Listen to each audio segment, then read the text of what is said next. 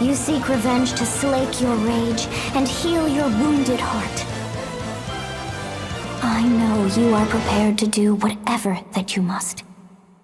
Hey everybody, welcome back to Backlog Banter. I'm your boy Abram, joined as usual by my newly minted Warriors enjoying co-host, Tucker Hazel. We're here today to talk about Fire Emblem Warriors 3 Hopes. But no, dear viewer, this is not a review. That is coming with our good friend Botox Media down the line. But today, you're stuck with me, the man who did not beat or even come close to beating Fire Emblem Warriors, unlike Mr. Tucker Hazel here. And we're going to talk about that in just a moment. But before we do, if you want to talk to us about, well, we're not talking about Fire Emblem anymore. If you want to talk to us about Xenoblade, be sure to join our Discord link as usual, top of the description. We're down there. Like the video, subscribe to the channel, ring the bell, leave a comment.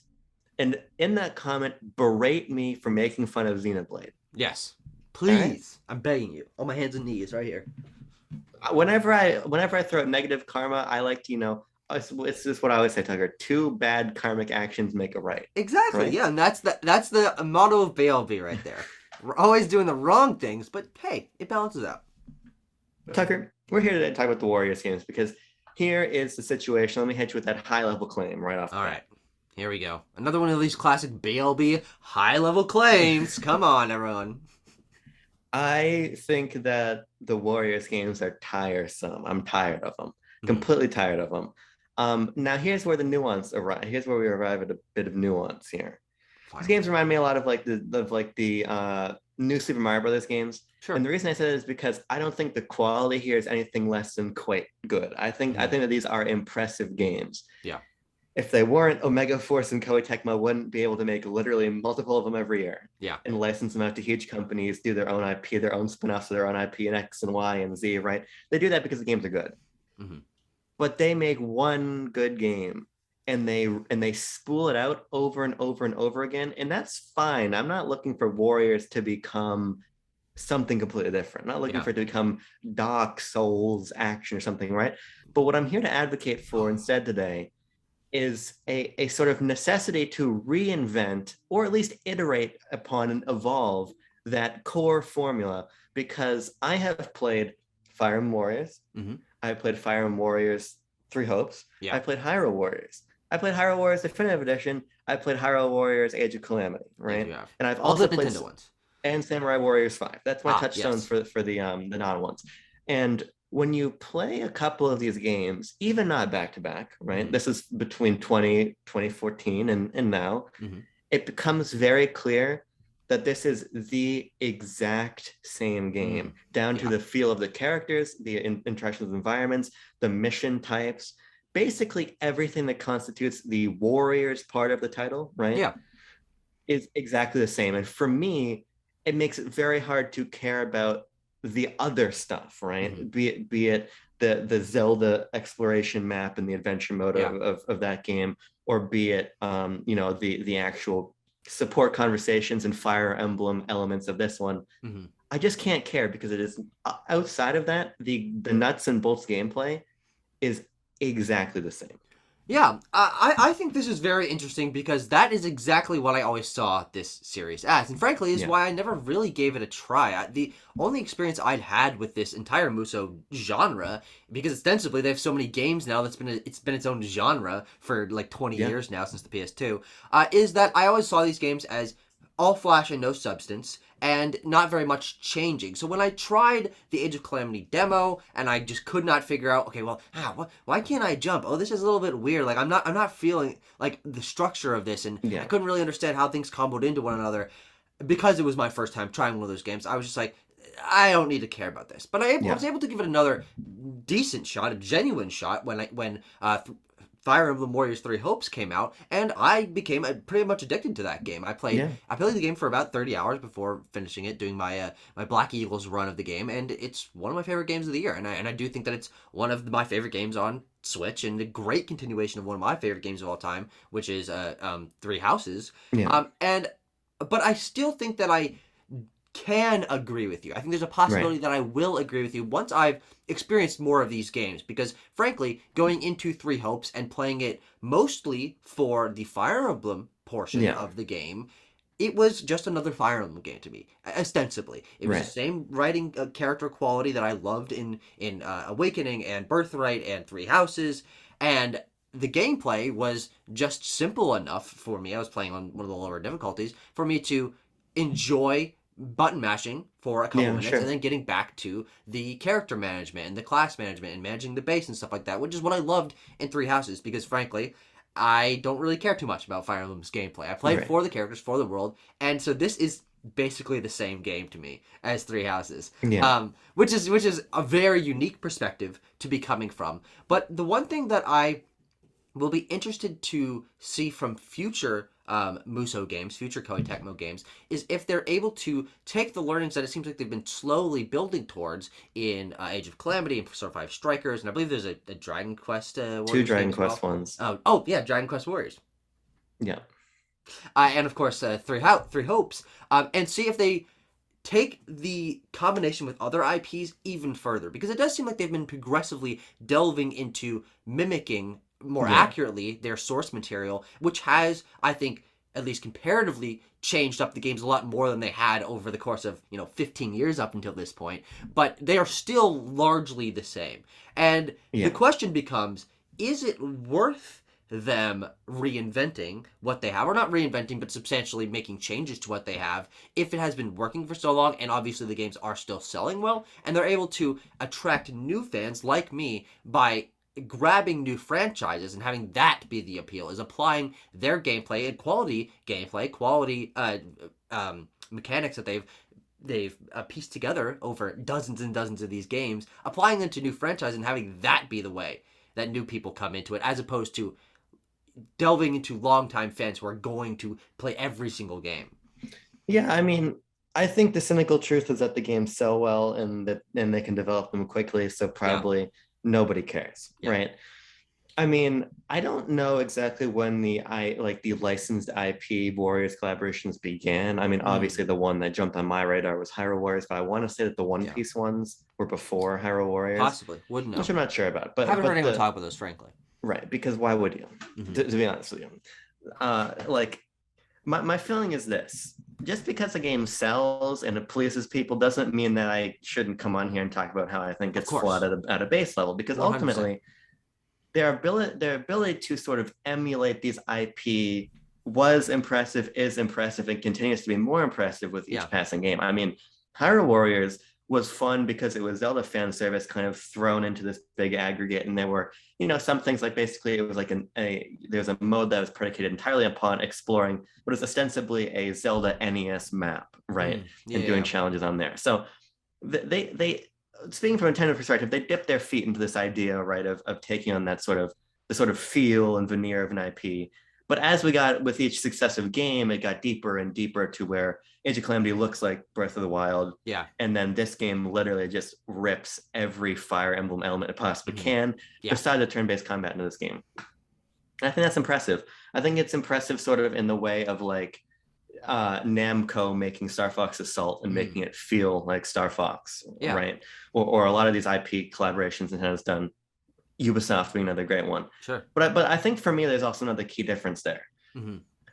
Those other teams took what Nintendo did and did something different with it, right? Sure. Koei Tecmo doesn't do that effectively. I think it's impressive that Three Hopes is as Three Houses as it is. Yeah.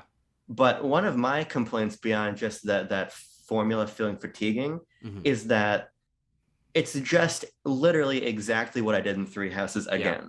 And it doesn't really grow on that very much. Right. And I mean that in the most literal sense of most of these characters are the same characters. Yeah. Most of these activities are literally the exact same. We're going to go cook and sit down and have the conversations. We're eating conversations. Like the subsystems, it's impressive that they have been ported in this direction. Yeah. But they are literally so similar that it feels like I'm not having a new experience. And then when you combine that with that really familiar, overly familiar core Warriors gameplay, I see a product in front of me that's like, I have played every component of this, right? Sure. So I'm impressed by that construction. I'm impressed by the quality. But on a subjective level, I'm like, there's nothing here that this game does that either its source material or its predecessors in these spin-offs, this larger spin-off pantheon, pantheon hadn't done already. And Yeah. it makes it really hard for me with each of these to invest the time necessary to see them through, because increasingly I jump off these games sooner. Yeah. Every time I get a new Warriors game, I'm like, oh, maybe this will be the one that does something different, because it promises that pre-release and you think it's going to be that. And then I'm quickly reminded, no. It's to the point where if the next one, I'm probably not going to buy, to be honest with you. Well, no, and frankly, I don't blame you at all for that. I mean, considering the diminishing returns for yourself, I'm surprised you stuck around this long. I'm surprised you even gave this one a try, because you were not excited about this game at all when it was announced. And Age of Calamity, I think, kind of killed your hype for that. I think what's interesting for me watching these games from the sidelines and now finally dipping my toes is I kind of feel like I dipped my toes in at the perfect tipping point of this series, because while you are correct that this game especially is an amalgamation of the very, very similar Three Houses and by extension modern Fire Emblem mechanics of cooking and building relationships and things like that, and what Warriors has been doing for ever, I think that it is a good signal that we're able to say, hey, look how faithfully this is trying something from another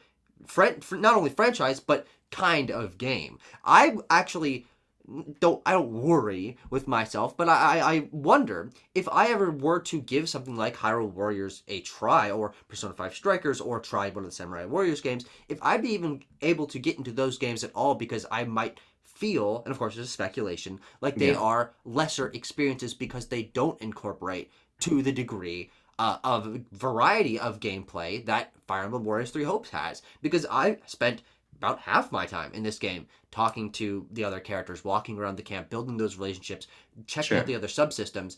And if the other games, and from what I know this is true, are just a map and clicking on the thing to move on to the next battle area without the connective tissue of the base camp and story and characters of Three Hopes, I don't even know if I would be able to get past a couple hours of those games, because the combat, and of course I'm very new to this franchise, I'm not a hardcore fan, the combat is not why I got invested in this game. So I think I'm on a similar page to you, is I'm willing to give a future game a shot, because I think this game signals an interesting change that could be changing something bigger in the future, making sure whatever game they do next incorporates learnings from this and has different connective tissue, or does incorporate other gameplay elements that spice up that moment-to-moment gameplay, or at least over the course of the entire adventure.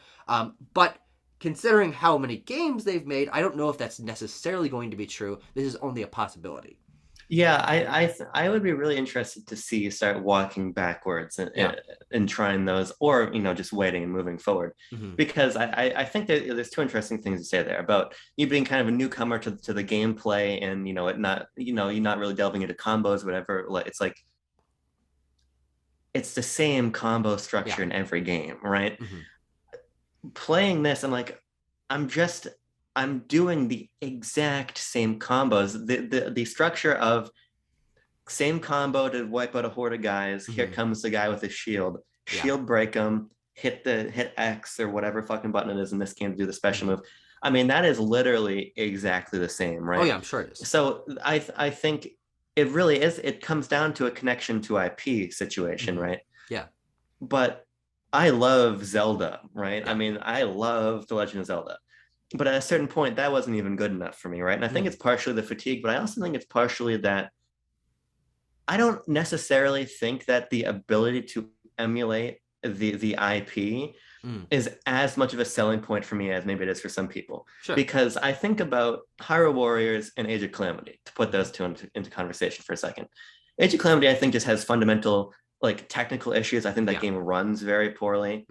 Which of course we have to say is completely fixed with Three Hopes. That game runs great. Also has maybe the best load times I've ever experienced on Switch. I don't even know how that game goes that fast, but it does. Yeah, it runs very well. People are a little bit down on it in handheld mode, but I played most of it. I play most of my Switch games in handheld mode, to be honest, and I think it looked and ran great there. Yeah. But point being, Age of Calamity had outstanding issues of its own, right?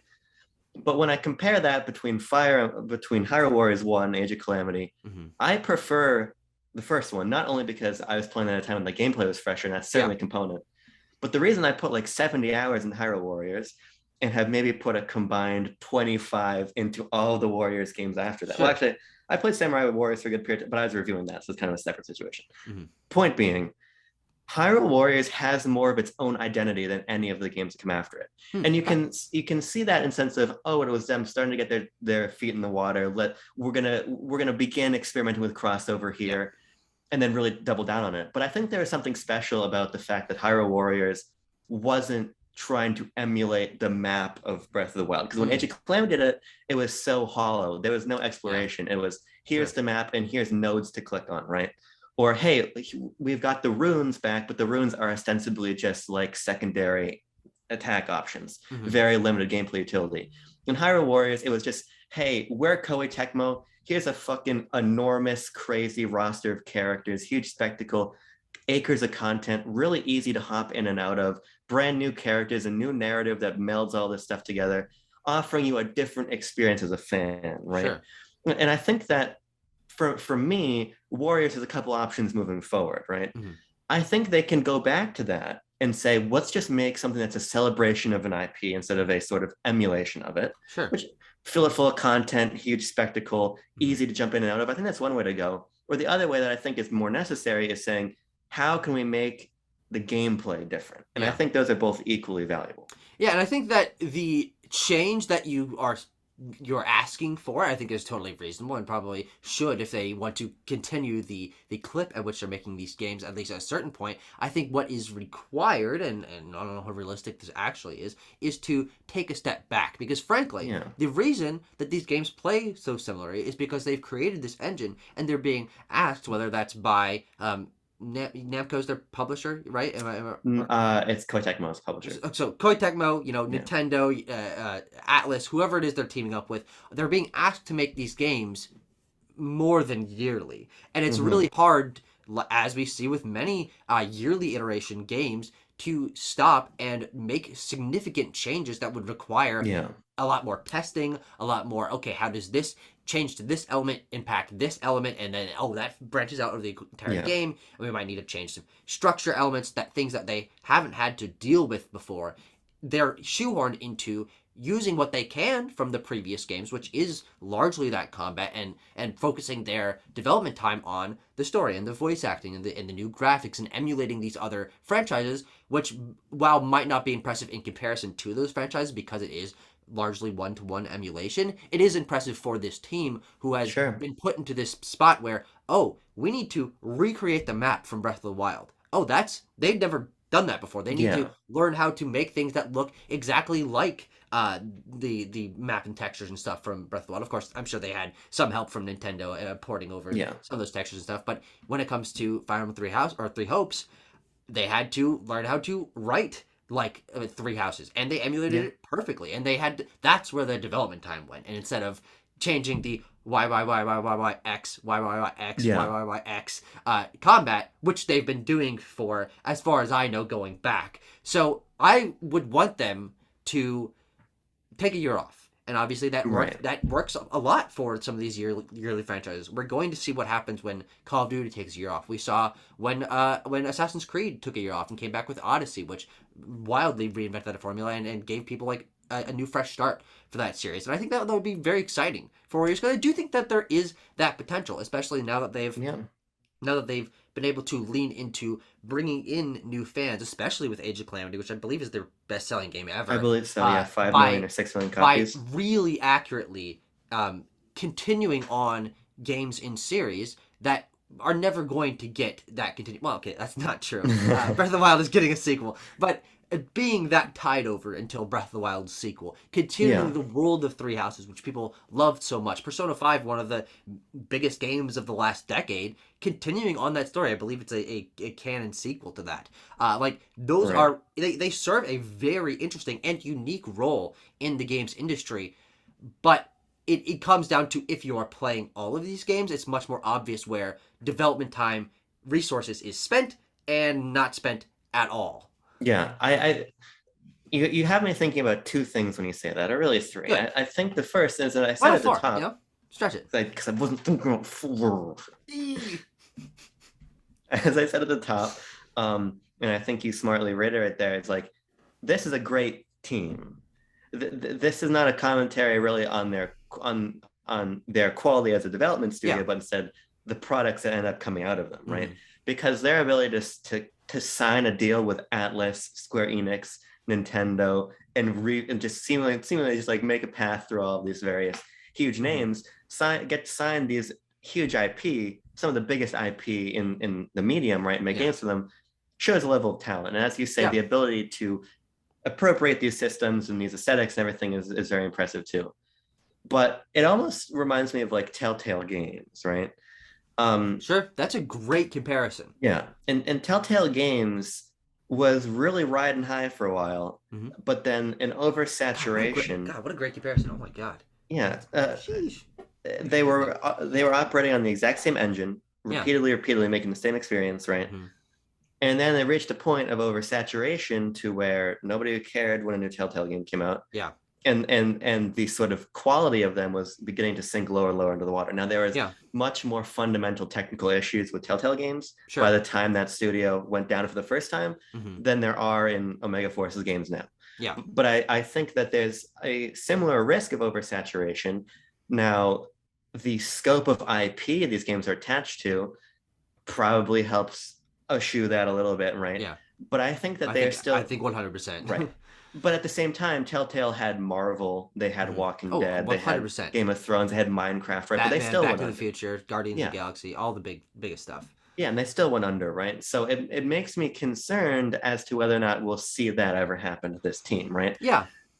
And so I think that's a real fear that they need to have. Sure. Because you don't want to see that happen to a great team. Yeah. And I think you are right bringing up a game like Assassin's Creed as a comparison and saying, ultimately, when Assassin's Creed came back, still in a Ubisoft game. If anything, they said, hey, what if we just made Assassin's Creed more like the other games we make, right? Sure. But it was still different enough for that formula, and those games released a bit more strategically to where they're more successful now. People enjoy those games more. And I think that's sort of a route that I would want this team to travel down.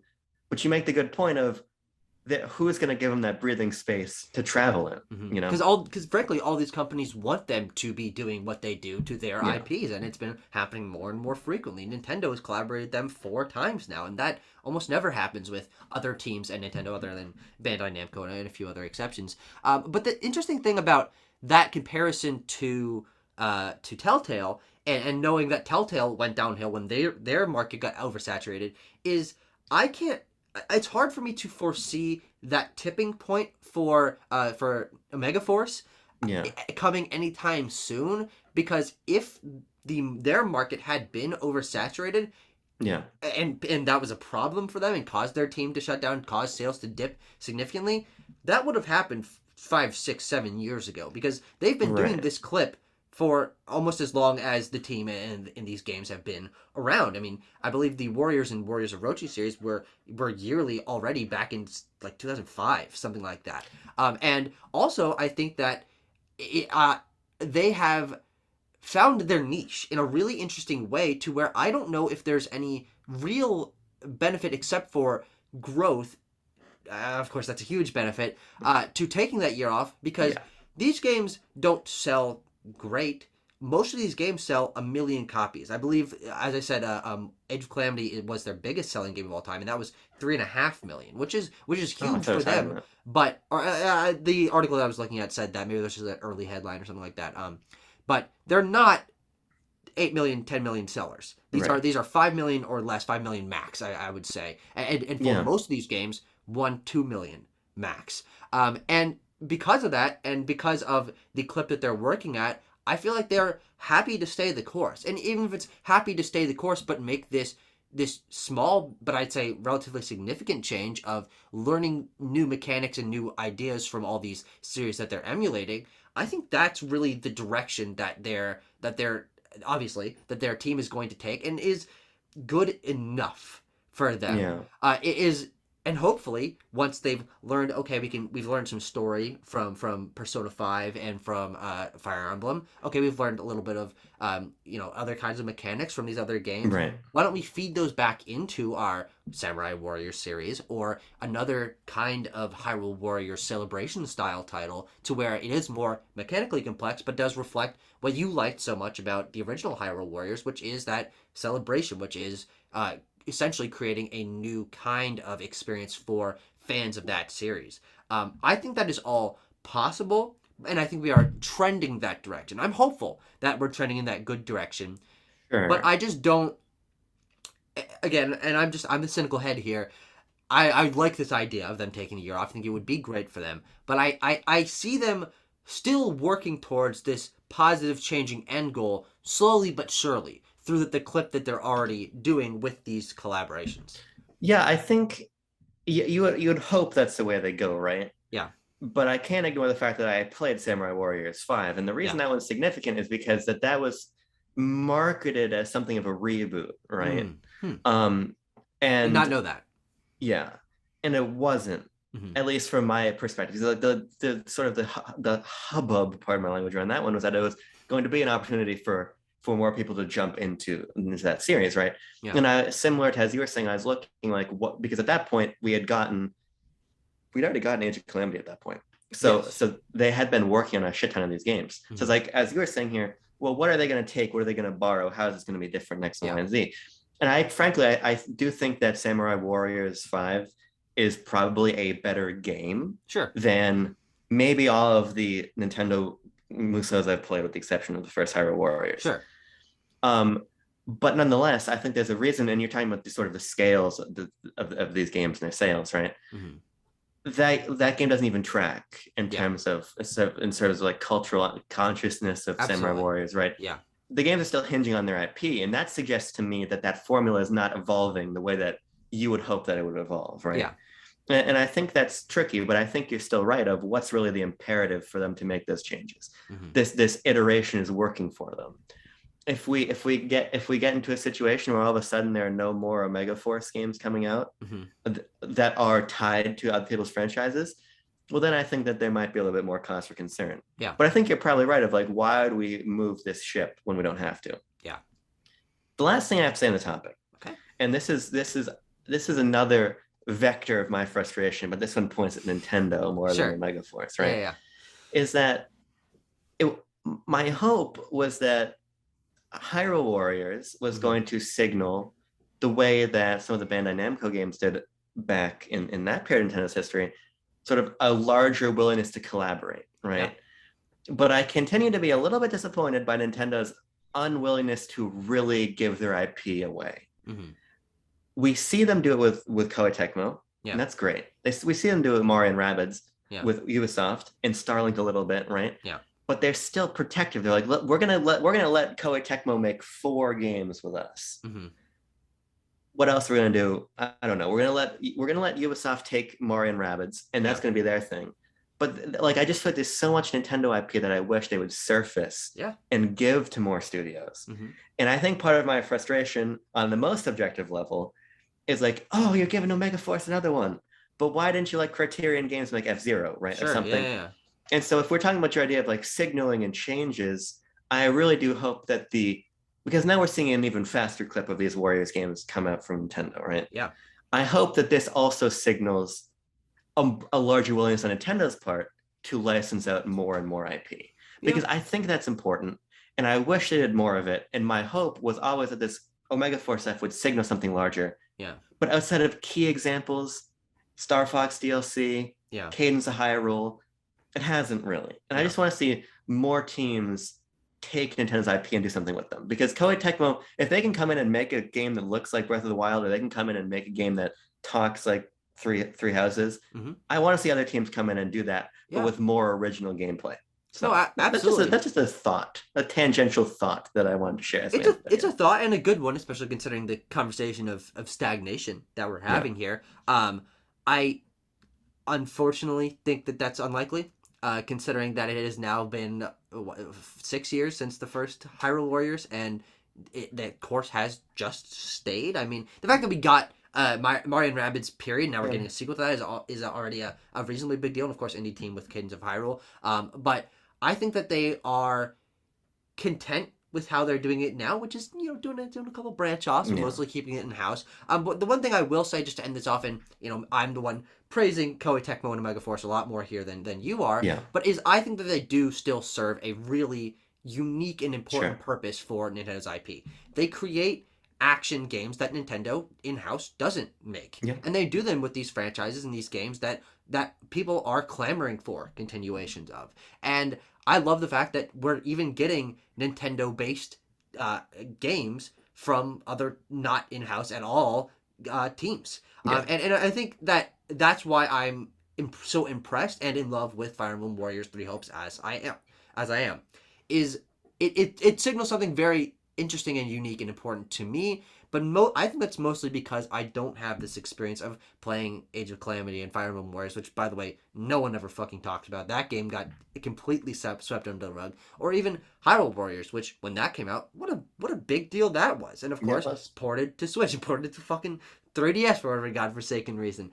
There's a lot of interesting stuff here, and I'm interested to see what all of these teams do next in terms of their collaboration, because I'm so happy with 3 Hopes, and I really hope that if the not rumored but long wanted Xenoblade Warriors game ends up happening eventually, maybe that's the time that we finally get these great teams that Nintendo collaborates with of Monolith Soft and Omega Force. They're working together, and maybe a semi-open world Warriors game, some sort of change that incorporates Xenoblade's scale and complexity in the combat, because Xenoblade is such an interesting franchise of constantly evolving combat and trying new ideas and stuff like that combining that with Warriors, maybe that's what you're looking for, and that would break free of that mold, if not because of Omega Force's willingness to break their mold, combining with someone who by default sort of breaks that mold. But we'll have to wait and see.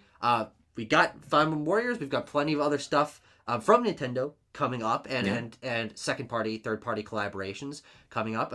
And no way in shit this is the last Nintendo Warriors game. So we will absolutely be able to see within a couple years.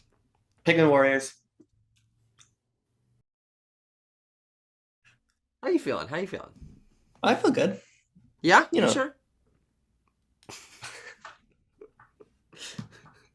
You're not just saying that to please me? No, I'm not lying. I ain't lying to you. I usually am. Yeah, that's it. Then you don't blame me for asking, for double checking.